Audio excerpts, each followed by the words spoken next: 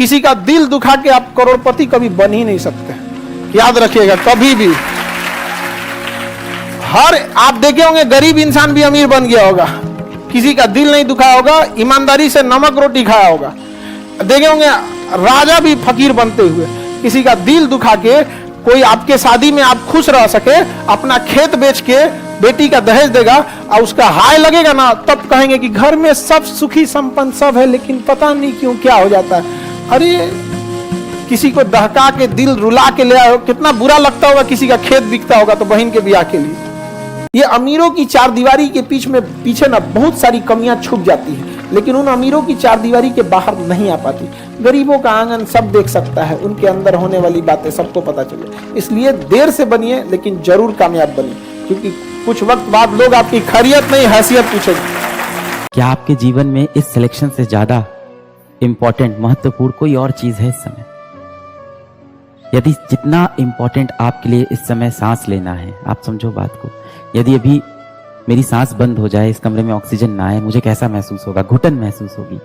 जब आप पढ़ाई नहीं कर पाते हो, जिस वक्त आप पढ़ाई नहीं कर रहे हो और कुछ और कर रहे हो, क्या आपको वो घुटन महसूस हो रही है? अगर आपको वो घुटन महसूस हो रही है, मतलब आप सही दिशा में जा रहे हो, मतलब आप सही पागलपन पे हो। और ये पागलपन की तो जरूरत है ही ऐसे कॉम्पिटिटिव एग्जाम्स के अंदर। देखो, मैंने आपको कभी नहीं कहा था कि आप इस कॉम्पिटिटिव एग्जाम को चुनो, ये फैसला आपका है। या तो आप इस जंग में कूदते नहीं, अब इस जंग में कूद गए हैं तो लड़ना पड़ेगा। हम जब कक्षा 5 में पढ़ते थे, छोटे थे, तो हमारे इंग्लिश के टीचर पूछे, खड़े हो खान, खड़े हो। Yes sir. सोफिस्टिकेटेड मतलब बताओ। सोफिस्टिकेटेड मतलब था मॉडर्न, एकदम नया चीज। सोफिस्टिकेटेड मतलब नहीं बता पाए, तो मेरे बगल में एक बैठा था, नेक्स्ट करा घोसला।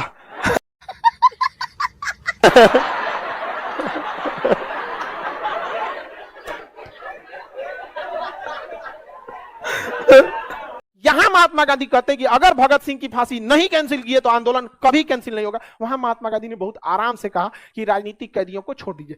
यही एक गलती है जिसमें इतिहास हमेशा महात्मा गांधी को कभी माफ नहीं करेगा। और जब तक इतिहास जिंदा रहेगा, काले अक्षरों में लिखा जाएगा कि इतने बड़े जन आंदोलन के बावजूद आप एक स्वतंत्रता सेनानी के फांसी कैंसिल नहीं करा सके, तो इस आंदोलन का कोई बहुत बड़ा फायदा नहीं हुआ। लेकिन महात्मा गांधी ने कहा कि सारे राजनीतिक कैदियों को छोड़ा जाए। इरविन मान लिया, बाद में इरविन फांसी दे दिया। गांधी कहे कि कैसे फांसी दे दिया? कहा आप ही तो कहा था राजनीतिक कैदियों को छोड़ा जाए, वो तो अपराधी कैदी थे। यहां अंग्रेज भी खेल गए सब।